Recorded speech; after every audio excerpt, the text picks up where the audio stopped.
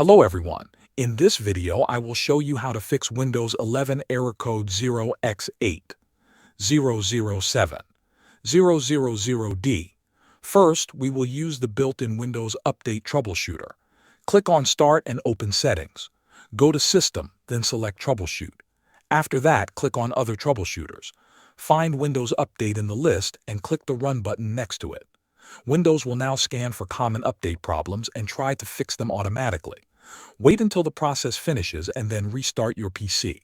If the error is still there, the next step is to repair system files. Click on Start, type CMD.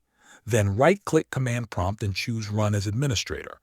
In the Command Prompt window, type sfc/scanO and press Enter. This scan can take some time, so do not close the window.